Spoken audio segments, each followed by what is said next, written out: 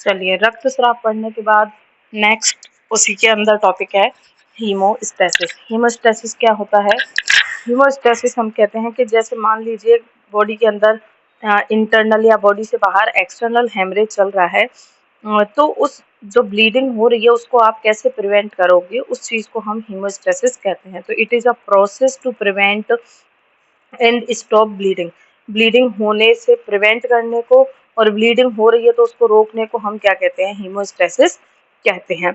Means prevention of blood loss is called haemostasis. Haemostasis किन किन method के द्वारा की जा सकती है, यानी कि ऐसे कौन सी मैकेनिज्म है जिनके द्वारा हम बॉडी में हीमोस्टेसिस कर सकते हैं, ब्लीडिंग को स्टॉप कर सकते हैं। तो पहला आता है वेस्कुलर स्पाज्म, सेकंड है प्लेटलेट प्लग फॉर्मेशन, थर्ड है blood clot formation by coagulation, और फोर्थ है fibrosis tissue into the clot to close the vessel permanently. Vessel को परमानेंट क्लोज करके भी हम जो है हीमोस्टेसिस कर सकते हैं। तो सबसे पहला हम पढ़ेंगे वेस्कुलर स्पाज्म या वेस्कुलर कॉन्स्ट्रिक्शन। इसमें होता क्या है कि जैसे ही मान लीजिए क्या, चाहे तो वो सर्जिकल ब्लेड से या फिर और किसी इंजरी की वजह से अगर ब्लड वेसल में कट लगता है, तो क्या होता है, immediately after a blood vessel has been cut और रप्चर्ड, क्या होता है, जैसे ही वेसल पे कट लगता है, जैसे ही ब्लड वेसल रप्चर होती है, वेसल पे कट लगता है, तो उस टाइम होता क्या है कि जो ट्रॉमा हुआ है, जिस वजह से वेसल पे कट लगा है, तो उस वजह से होता क्या है कि जो वेसल की वॉल पे ट्रॉमा होने से वेसल जो है अपने आप ही, ये उसकी जो है नॉर्मल ही उसके अंदर होता है कि जैसे ही कट लगा या कोई इंजरी हुई या कोई ट्रॉमा हुआ, तो वेसल वॉल पे अगर इंजरी होती है, कट लग जाता है, तो उसकी वजह से जो वेसल वॉल होती है वो अपने आप ही क्या हो जाती है? कॉन्ट्रैक्ट हो जाती है।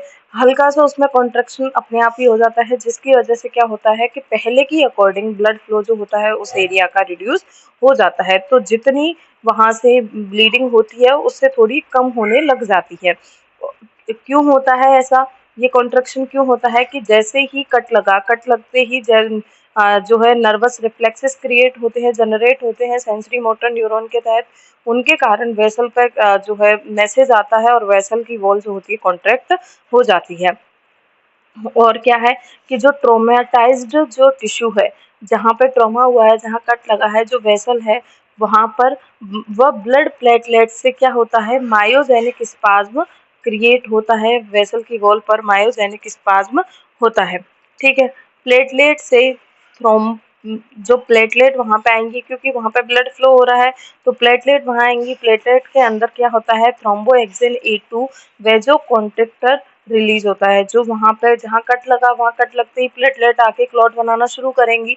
प्लेटलेट से क्या होता है? थ्रोम्बोएक्सिन E2 जो कि वेजो कॉन्स्ट्रिक्टर है, ये रिलीज होता है, जिसकी वजह से प्लेटलेट जो होती हैं वो वेसल के कॉन्स्ट्रिक्शन में रेस्पॉन्सिबल होती हैं। तो इस तरीके से जो वेसल है उसके अंदर वेस्कुलर स्पाज्म होता है। फिर उसके बाद आता है कि वहाँ पे जो प्लेटलेट है उनकी वजह से वहाँ पे वो फैक्टर रिलीज हुआ, तो वहाँ से वहाँ पे क्या हुआ? कॉन्स्ट्रिक्शन हुआ। तो जितना ज़्यादा वेसल का ट्रॉमा होगा उतना ही ज़्यादा स्पाज्म होगा, क्योंकि उतने ही अमाउंट में वहाँ पे प्लेटलेट्स आएंगी। अर्थात शार्पली कट वेसल में से कशिंग वेसल की तुलना में ज़्यादा ब्लीडिंग होती है। तो वेसल में जितना ज़्यादा ट्रॉमा होगा उतना ही वहाँ पे स्पाज्म होगा। सेकंड मेथड है हमारा प्लेटलेट प्लग फॉर्मेशन। होता क्या है? जब डैमेज वेस्कुलर सरफेस के कांटेक्ट में प्लेटलेट आई, क्योंकि जैसे ही इंजरी हुई वहाँ पे ब्लड तो है ही, ब्लड के अंदर कंटिन्यू प्लेटलेट जो है फ्लोटिंग करती रहती हैं। जैसे ही कट लगा वहाँ पे प्लेटलेट आके रुक जाएंगी। जैसे ही प्लेटलेट रुक गई, वो अपने अंदर कुछ मॉर्फोलॉजिकल फिजियोलॉजिकल चेंजेस करना शुरू कर देती हैं। प्लेटलेट में इमीडिएटली चेंजेस होना शुरू हो जाते हैं। क्या होता है? सबसे पहले प्लेटलेट जो होती है वो अपनी साइज में इंक्रीज होती है, उसमें स्वेलिंग आना शुरू हो जाती है, और platelet von Willebrand factor and thromboxane A2 secrete होता है। क्या चेंजेस होते हैं प्लेटलेट में? सबसे पहले अपना साइज बढ़ाएगी, साइज बढ़ाएगी तो उस एरिया को ज़्यादा से ज़्यादा कवर कर पाएगी जहाँ पे इंजरी हुई है, और वहाँ से थ्रोम्बोएक्सिन A2 और बॉल विल्ब्रेंड फैक्टर जो होते हैं वो सिक्रीट होते हैं, जो क्या होते हैं? ये एक स्टिकी सबस्टांस होते हैं, जो क्या होंगे? जहाँ पे कट लगा है उस सरफेस पे ये चिपक जाएंगे। तो ये क्या होते हैं? स्टिकी होते हैं नेचर में, जिससे ये वेसल वॉल से जो वेसल वॉल है उससे चिपक जाते हैं, उससे अडहेरेंट हो जाएंगे, जिससे वेसल वॉल में कहीं भी इंजरी होगी होने पर डैमेज्ड वॉल और एक्स्ट्रा वेस्कुलर टिश्यू में वे जो कट लगा है उसकी रिकवरी धीरे धीरे शुरू हो जाएगी और प्लेटलेट प्लग फॉर्मेशन वहाँ पे स्टार्ट हो जाएगा। तो ये जो सबस्टांस है वो वहाँ पे कंटिन्यू इकट्ठे होते रहते हैं, ये स्टिकी नेचर के हैं जिससे चिपक जाते हैं, और एक बार ये चिपक गए तो और सबस्टांस वहाँ पे आके वॉल को रिपेयर करना या प्लेटलेट प्लग का फॉर्मेशन शुरू हो जाएगा, धीरे धीरे इंजरी जो है वो रिपेयर होना शुरू हो जाएगी। थर्ड मेथड है ब्लड कोएगुलेशन। ब्लड कोएगुलेशन कब होगा कि मान लो ट्रॉमा जो है माइनर हुआ है ना, तो क्या होता है 15 से 20 सेकंड के अंदर अपने आप ही ब्लड क्लॉट फॉर्म अपने आप ही शुरू हो जाता है, और अगर मेजर ट्रोमा हुआ है तो 1 से 2 मिनट के अंदर क्या हो जाएगा, क्लॉट बनना शुरू हो जाएगा, अपने आप ही हो जाता है, ठीक है, जिसको अपन क्लॉटिंग फैक्टर और ब्लीडिंग जो टाइम है उसके अकॉर्डिंग चेक कर सकते हैं। यदि वेसल जो है ओपनिंग, वेसल की जो ओपनिंग है जहाँ पे इंजरी हुई है वो ज़्यादा लार्ज नहीं है, कम होल है उसका, तो उससे क्या होगा, प्रेशर की वजह से ज़्यादा ब्लड फ्लो होगा, तो 3 to 6 मिनट में वहाँ पे क्या हो जाएगा, क्लॉट बनना शुरू हो जाएगा, थोड़ा टाइम लगेगा क्लॉट बनने में। तो मान लीजिए कि क्लॉट बन रहा है, तो वो जो क्लॉट होता है वो 20 मिनट से लेके 1 घंटे यानी कि 60 मिनट तक धीरे धीरे क्लॉट रिट्रैक्ट होता रहता है, और क्लॉट जैसे ही कंप्लीट फॉर्म हो जाएगा वेसल अपने आप क्लोज हो जाएगी और ब्लड आना शुरू हो जाएगा। अब ये होता कैसे है कि वहाँ पे जो प्लेटलेट आई उनमें प्रोथ्रोम्बिन था, प्रोथ्रोम्बिन से कैल्शियम +2 की रिएक्शन होकर वो थ्रोम्बिन में कन्वर्ट हुआ, क्योंकि ये जो थ्रोम्बिन है यही आगे जाके क्लॉट फॉर्मेशन में हेल्प करेगा। प्रोथ्रोम्बिन जो है वो क्या है, क्लॉट में एक्टिवली पार्टिसिपेट नहीं करता है, वो पहले थ्रोम्बिन में कन्वर्ट होगा तभी जाके थ्रोम्बिन जो है क्लॉट फॉर्मेशन में एक्टिव होगा। तो ये थ्रोम्बिन क्या करता है, वहाँ ब्लड के अंदर जो फाइब्रिनोजन होते हैं उनको फाइब्रिनोजन मोनोमर से फाइब्रिन फाइबर में चेंज करता है, ऐसे ये फाइबर बना देगा, ऐसे जाल बना देगा जिससे ब्लीडिंग आना रुक जाएगी, ठीक है। तो फिर ये जो फाइब्रिन फाइबर्स जो होते हैं ये आपस में क्रॉस लिंक हो जाते हैं, बिल्कुल इस तरीके से क्रॉस लिंक हो जाएंगे, फिर ये जैसे ही क्रॉस लिंक हो जाते हैं ब्लीडिंग स्टॉप हो जाएगी, ठीक है। तो ये फाइब्रिन फाइबर आपस में क्रॉस लिंक हुए कैसे होते हैं, क्योंकि इनके लिए भी ऐसे नहीं, ये भी फ्लोट करते रहते हैं, इनके स्टेबलाइजेशन के लिए भी एक फैक्टर होता है जिसको हम फाइब्रिन स्टेबलाइजिंग फैक्टर कहते हैं। तो इस तरीके से ब्लड का क्या होता है, इंजरी होने पर या कोई भी ट्रॉमा होने पर कोएगुलेशन होता है। फिर आपको ये क्लोटिंग फैक्टर के थोड़े बहुत नाम याद रखने पड़ेंगे, आपसे 2 मार्क्स में पूछ सकते हैं, वरना AIPGT में ये पूछे जाते हैं। तो 13 तो नहीं 12 फैक्टर होते हैं, 13 हटा दिया गया है, ठीक है। तो पहला आता है, इनको 2-4 बार रटोगे तो आपको याद हो जाएंगे। पहला फैक्टर है फाइब्रिनोजन, दूसरा है प्रोथ्रोम्बिन, तीसरा है टिश्यू फैक्टर रिलीज होते हैं जिससे क्लॉट होना शुरू हो जाए, कैल्शियम है जो हेल्प करता है प्रोथ्रोम्बिन को थ्रोम्बिन में कन्वर्ट होने में, फैक्टर 5 जिसको प्रो एक्सिलेरिन कह सकते हैं, फैक्टर 6 कौन सा होता है, प्रो, इनको सीक्वेंस में ही आपको याद रखना पड़ेगा, ऊपर नीचे नहीं कर सकते आप।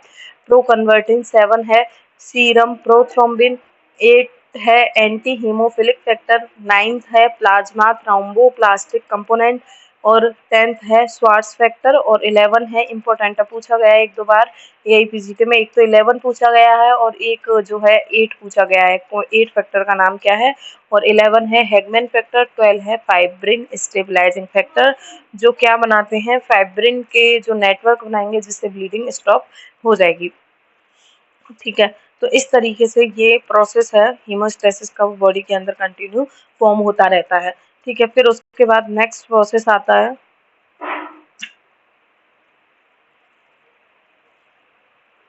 उसके बाद नेक्स्ट प्रोसेस है, नेक्स्ट टॉपिक है ब्लड ट्रांसफ्यूजन।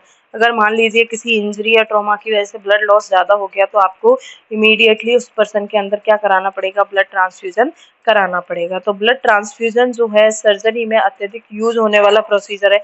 कोई भी सर्जिकल प्रोसीजर करते हो, स्पेशली जो मेजर सर्जरीज होती हैं उनमें पहले से ही पेशेंट को ब्लड ट्रांसफ्यूज कर दिया जाता है, नहीं तो आफ्टर सर्जरी करना ही पड़ता है क्योंकि ब्लड लॉस बहुत ज़्यादा हो जाता है। तो उसकी रिकवरी के लिए हम बाहर से ब्लड उसको डोनेट करते हैं, ट्रांसफ्यूज करते हैं। तो ब्लड ट्रांसफ्यूजन सर्जरी में अत्यधिक यूज होने वाला प्रोसीजर है आफ्टर सर्जरी।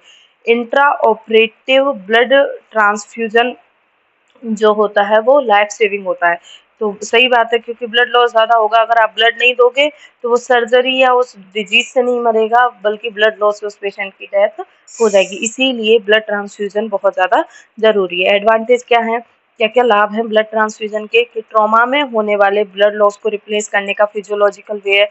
कहीं भी ब्लड लॉस हो गया, मान लो 1 लीटर 2 लीटर, तो उसको हम जो है ब्लड दे सकते हैं, ट्रांसफ्यूज करके उसको जो है रिकवर कर सकते हैं। ब्लड ट्रांसफ्यूजन द्वारा जो है, जैसे अगर मान लो किसी पर्सन में ब्लड लॉस ज़्यादा हो गया, ब्लड लॉस हो गया, तो ब्लड का मेन काम क्या है कि हर टिश्यू हर सेल तक ऑक्सीजन पहुंचाना, न्यूट्रिशन पहुंचाना। तो वो फिर ऑक्सीजन सप्लाई भी रुक जाएगी। अगर ब्लड वॉल्यूम कम है, ब्लड जो है कम है बॉडी के अंदर, तो सर्कुलेशन प्रॉपर नहीं होगा, ऑक्सीजन सप्लाई प्रॉपर नहीं हुई, हाइपोक्सिया डेवलप होगा। तो आप इमीडिएटली ब्लड ट्रांसफ्यूज करा के हर टिश्यू तक ऑक्सीजन टाइम टू टाइम पहुंचा सकते हो। ब्लड के इंट्रावेस्कुलर कंपार्टमेंट में रहने से हाइपोटेंशन को करेक्ट किया जा सकता है। जिन पर्सन को हमेशा हाइपरटेंशन रहता है, जिनका बीपी लो होता है, तो इसका एक मेन कारण ये है कि उनके अंदर शायद वो एनीमिक हो, ब्लड की कमी है। तो ब्लड ट्रांसफ्यूज करके आप हाइपरटेंशन को क्योर कर सकते हो। ब्लड ट्रांसफ्यूजन ज़्यादा एक्सपेंसिव नहीं है, लेस एक्सपेंसिव है, सेफ है ट्रीटमेंट में, और जो इंट्रा ऑपरेटिव जो हाइपरटेंशन पेशेंट में हो सकता है, उससे पेशेंट को ये बचा सकता है। लेकिन इसके डिसएडवांटेज क्या है, पहली बात तो यही है कि सेम ब्लड ग्रुप मिलना बहुत ज़्यादा मुश्किल हो जाता है कभी-कभी। ठीक है, तो सेम ब्लड ग्रुप का ब्लड मिलना बहुत कभी-कभी मुश्किल हो जाता है, तथा क्रॉस मैचिंग में उसकी में टाइम लगता है। ठीक है, कि पता चले आपने दूसरा ब्लड चढ़ा दिया, रिएक्शन हुआ, इम्यून सिस्टम एक्टिव हो गया, पेशेंट की डेथ हो गई। तो क्रॉस मैचिंग में टाइम लगता है, दूसरा सेम ब्लड ग्रुप मिलना मुश्किल है। तीसरा क्या है कि कई बार क्या होता है, हम बहुत ज़्यादा पहले से ही ब्लड बैंक के अंदर ब्लड स्टोर करके रखते हैं, और वो आपने जिस पेशेंट का ब्लड लिया उसका प्रॉपर चेकअप नहीं किया, तो हो सकता है वो पेशेंट जो है उसको थायराइड हो और मलेरिया हो, HIV हो, ऐसी अगर डिजीज है तो वो आगे ट्रांसमिट, इन्फेक्शन आगे ट्रांसमिट हो सकता है उस ब्लड के थ्रू, डोनर से जो रेसिपिएंट है उसके अंदर जो इन्फेक्शन है वो ट्रांसमिट हो सकता है। फिर हम बात करें ब्लड ट्रांसफ्यूजन के इंडिकेशन क्या हैं, किन किन में आप कर सकते हो। तो जिनका ब्लड लॉस बहुत ज़्यादा हुआ है, जो पर्सन जो है एनीमिक है, ठीक है, ब्लीडिंग डिसऑर्डर हैं, जिनको जैसे कोई जल गया है तो वहाँ पे डिहाइड्रेशन होकर ब्लड लॉस फटाफट होता है, तो वहाँ पे आप ब्लड दे सकते हो। हीमोफिलिक जो पेशेंट होते हैं उनमें ब्लड बनता ही नहीं है, तो वहाँ पे भी आपको बाहर से ही ब्लड ट्रांसफ्यूजन कराना पड़ेगा, है ना। और जो थैलेसीमिया के केसेस हैं उनमें भी देना पड़ता है। और exchange transfusion like RH incompatibility disorder है किसी को, मलेरिक जो पेशेंट है वहाँ पे RBC का रेस्ट्रिक्शन ज़्यादा होता है, तो उन केसेस में आपको पेशेंट के अंदर ब्लड ट्रांसफ्यूजन कराना पड़ेगा। ब्लड ट्रांसफ्यूजन से पहले प्री रिक्वायरमेंट्स क्या हैं, क्या क्या आपको तैयारियां करनी है। सबसे पहले क्या करना है, आपके पास आपको किसी को ब्लड ट्रांसफ्यूज करना है तो उसके लिए आपके पास मैचिंग ब्लड ग्रुप का ब्लड होना जरूरी है, जिसको आपने क्रॉस मैच कर रखा हो। ब्लड जो है वो HIV और मलेरिया से फ्री होना चाहिए, इन्फेक्टेड नहीं होना चाहिए। Blood should be stored at right temperature, 4 degree centigrade temperature पर ब्लड को स्टोर करना चाहिए।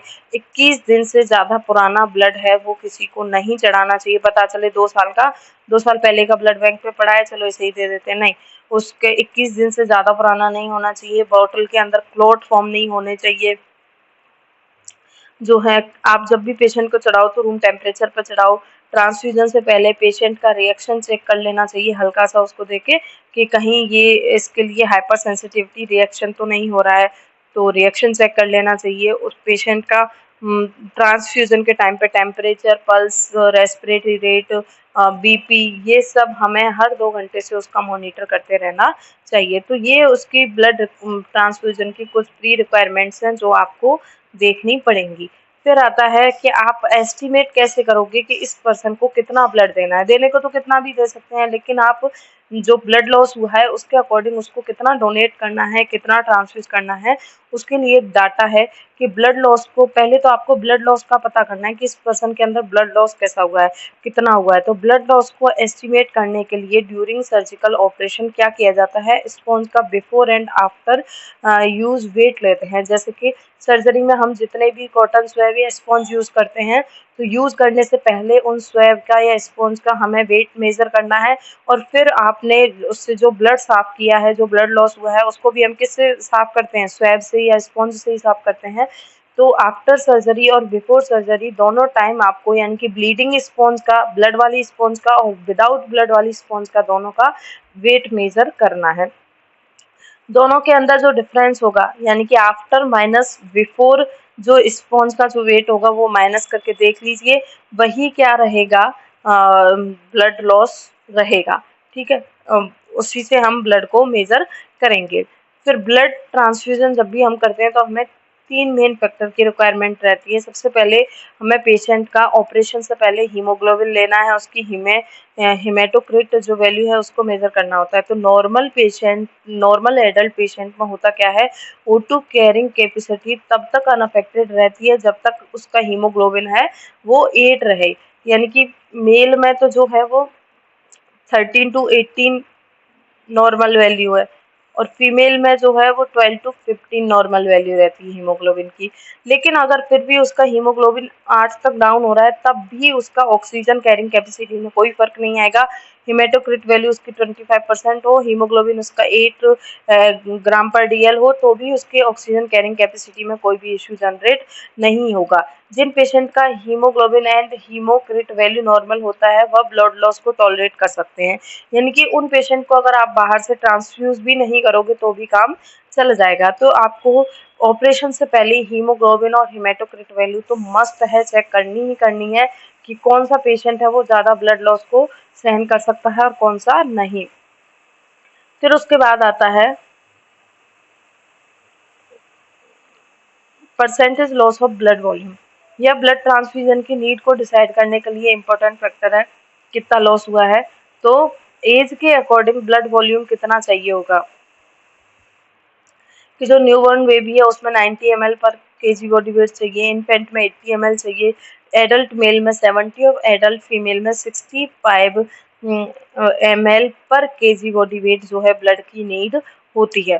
तो जैसे एग्जांपल के तौर पर, जैसे टोटल ब्लड वॉल्यूम 70 किलो का जो इंसान है उसके अंदर टोटल ब्लड वॉल्यूम मान लीजिए 4900 ml है, तो इस पर्सन में 500 ml ब्लड लॉस होगा, तब क्या बोलेंगे कि इसका 10% ब्लड लॉस हो गया है। 500 इतने का कितना है, 10% है। ठीक है, जैसे 20 किलो का लड़का है और उसका जो टोटल ब्लड वॉल्यूम है वो 1400 ml है, तो उसमें अगर 500 ml ब्लड लॉस हुआ है तो उसका टोटल कितना परसेंट ब्लड लॉस हुआ है, 34%। तो ऐसे परसेंटेज हम निकालेंगे और फिर हम उसको ट्रांसफ्यूज करेंगे। तो इन दोनों कंडीशंस में जैसे 20 किलो का लड़का है उसको इसके कंपैरिजन में ब्लड जल्दी चाहिए, क्योंकि यहाँ पे तो 10% ही लॉस हुआ है और यहाँ पे 34% उस ब्लड का लॉस हुआ है। तो ज़्यादा रिक्वायरमेंट ब्लड की किसको है, इस तरीके से आपको मेजर करना है टोटल बॉडी वेट को देख करके और कितना ब्लड लॉस हुआ है उसका परसेंटेज निकाल के आपको रिक्वायरमेंट डिसाइड करनी है कि इमीडिएट ट्रांसफ्यूजन जो है किसको नीड है। अदर फैक्टर में क्या आते हैं, इन प्री ऑपरेटिव प्रोसीजर्स में जैसे vital data if hypotension in pre operative patient need blood transfusion. जैसे आप किसी पेशेंट की सर्जरी करने वाले हो और आपने उसका वाइटल्स लिए, उसको पहले से हाइपोटेंशन की हिस्ट्री है या उस टाइम पे भी हाइपोटेंशन है, तो आपको उसके अंदर ब्लड ट्रांसफ्यूजन कराना पड़ेगा। हाइड्रेशन स्टेटस, हाइपोवोलेमिक शॉक में कोई है, हाइपोवोलेमिया है, डिहाइड्रेशन है, तो वहाँ भी आपको ब्लड ट्रांसफ्यूजन कराना पड़ेगा। यंग एडल्ट जो tolerate blood loss better than old age, young age के जो पेशेंट होते हैं उनमें ब्लड ट्रांसफ्यूजन की इतनी ज़रूरत नहीं पड़ती है, वो ब्लड लॉस को टॉलरेट कर सकते हैं, लेकिन ओल्ड एज वाले पेशेंट टॉलरेट नहीं कर पाते, उनमें इमीडिएटली आपको ब्लड ट्रांसफ्यूजन कराना पड़ेगा। How to estimate HB status after intra operative blood loss, कैसे देखेंगे, percent of reduction of HB को निकालने के लिए आपको एक फॉर्मूला यूज करना है, 1.25 into volume of blood loss, कितना ब्लड लॉस हुआ है, अपॉन वेट ऑफ पेशेंट। इस फॉर्मूला से आप निकाल सकते हो कि उस पेशेंट में कितना HB जो है रिड्यूस हुआ है, कितना HB उसका कम हुआ है। यदि blood loss 20% of blood volume से ज़्यादा है तो आपको जो है ब्लड ट्रांसफ्यूजन डेफिनेटली कराना पड़ेगा, और अगर उसका हीमोग्लोबिन 8 से कम है तो भी ब्लड ट्रांसफ्यूजन उसको डेफिनेटली आपको कराना ही पड़ेगा। What is maximum allowance blood loss and how to calculate, मतलब कितना ब्लड लॉस हो जाए तब तक भी आप वेट कर सकते हो कि नहीं भी ब्लड ट्रांसफ्यूज करें तो काम चल जाएगा। तो अमाउंट ऑफ ब्लड लॉस जिस पर ब्लड ट्रांसफ्यूजन जरूरी नहीं है उसको हम कैलकुलेट कर रहे हैं। तो क्या है ये maximum allowance blood loss equal to क्या होगा, starting haematocrit value minus lowest haemo, जितना सर्जरी के बाद या ब्लड लॉस के बाद उसकी हीमेटोक्रिट वैल्यू हो गई है अपॉन जो उसकी शुरू में थी सर्जरी से पहले या इंजरी से पहले उसकी हीमेटोक्रिट वैल्यू थी इनटू टोटल ब्लड वॉल्यूम। इसको मेजर करके हम पता कर सकते हैं कि इतना अमाउंट लॉस हुआ है और इतने अमाउंट को वो टॉलरेट कर सकता है या आपको ट्रांसफ्यूज कराना पड़ेगा। कॉम्प्लिकेशन क्या है, एनाफाइलेटिक रिएक्शन हो सकती हैं, ठीक है, और क्या हो सकता है, डिजीज ट्रांसमिट हो सकती है, जैसे ब्लड में जो डोनर है अगर उसको हेपेटाइटिस है, एड्स है, मलेरिया है तो वो उस पेशेंट को हो सकती है, हेमोलाइटिक रिएक्शन हो सकती है।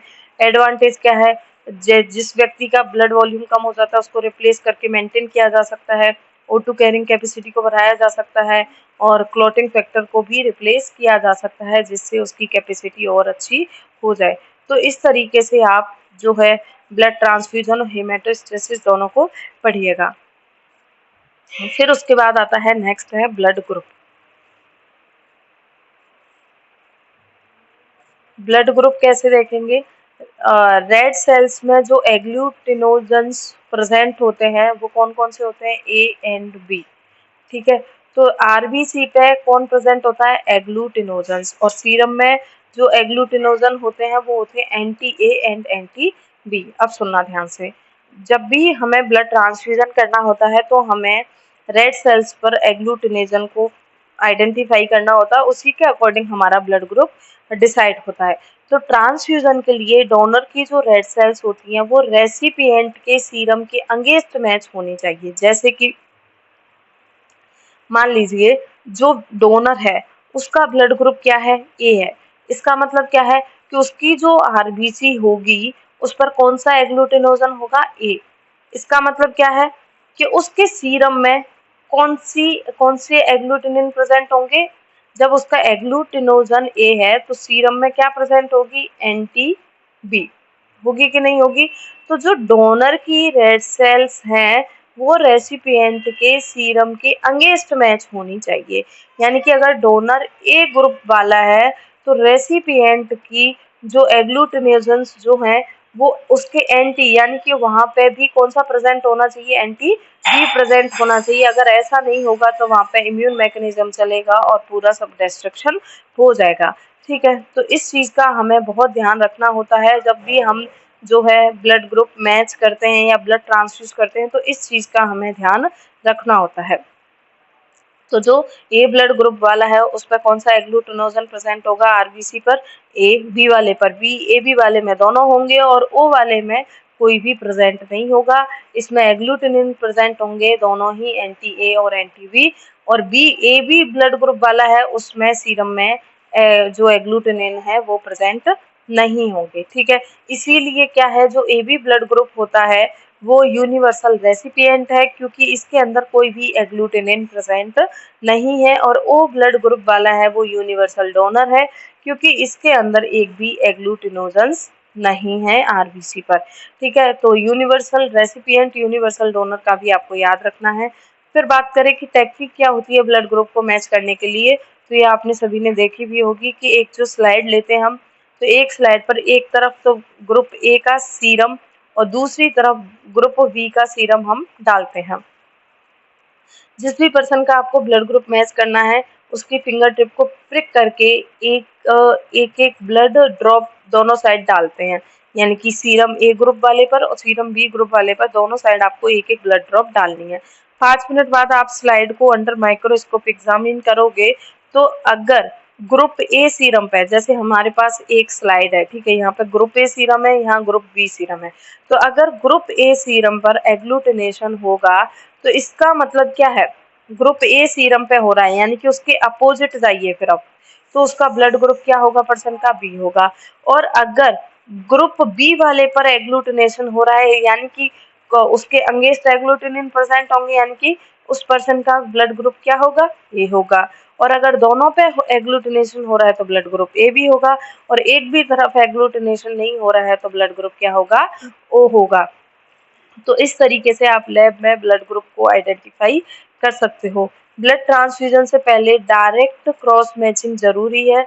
पेशेंट के सीरम की एक ड्रॉप लेते हैं और डोनर के ब्लड की एक ड्रॉप लेकर के दोनों को आपस में क्रॉस मैच करते हैं।